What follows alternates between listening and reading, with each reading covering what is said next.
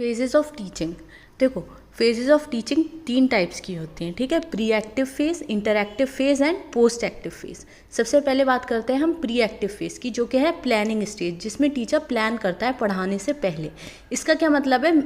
Before teaching stage. Basically pre active stage before teaching stage है, where the teacher becomes an architect of learning. इसका main focus होता है planning what, why and how to teach. Activities इसमें क्या होती हैं कि setting learning objective, selecting content, क्या पढ़ाना है, कौन सी टीचिंग स्ट्रैटेजीज अपनानी है, कैसे लेसन प्लान को ऑर्गेनाइज करना है, और टीचिंग एड्स को प्रिपेयर करना, ठीक है।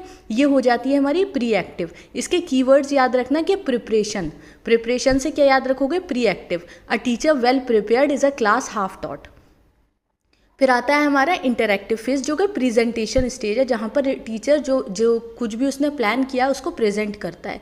इसका मीनिंग क्या हो गया? ड्यूरिंग टीचिंग, टीचिंग के दौरान जो इंटरेक्शन होता है टीचर और स्टूडेंट में, इसका मेन फोकस होगा कम्युनिकेशन पे, इंगेजमेंट पे और लर्निंग पे। एक्टिविटीज़ इसमें कौन कौन सी टीचर परफॉर्म करेगा? Asking questions and encouraging answers, explaining, demonstrating and clarifying doubts, building teacher student interaction, using reinforcement, मतलब बच्चों को इनकरेज करना, उनको अच्छे अच्छे वर्ड्स यूज़ करना, उन्हें प्रेस करना, रिवॉर्ड्स देना, फीडबैक देना, observing student behaviour and interest.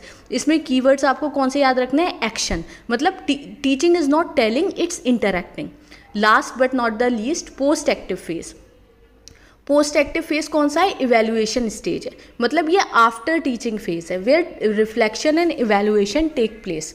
Main focus कहाँ रहेगा? Assessing how effective the teaching was and how much the students learned, ठीक है। इसमें एक्टिविटीज़ कौन सी होंगी? इवेल्युएटिंग स्टूडेंट परफॉर्मेंस, टेस्ट लेकर, क्विजेज लेकर या ओरल आंसर्स के through, analysing feedback from students, reflecting on what worked and what needs improvement, और planning for remedial teaching if needed. Keywords इसमें आपको ध्यान रखने हैं। Reflection, evaluation is the mirror in which teaching sees its true reflection, ठीक है। अब देखो समरी एक गिलांस में आप याद कर लो कि फेजेस कौन कौन से हैं? Pre active, interactive, post active. Nature कौन सा हो जाएगा? Before teaching, during teaching, after teaching.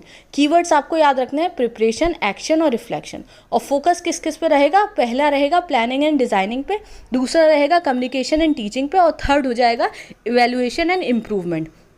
अब ये निमोनिक है जिससे आप याद कर सकते हो PIP, प्री एक्टिव, इंटरएक्टिव और पोस्ट एक्टिव।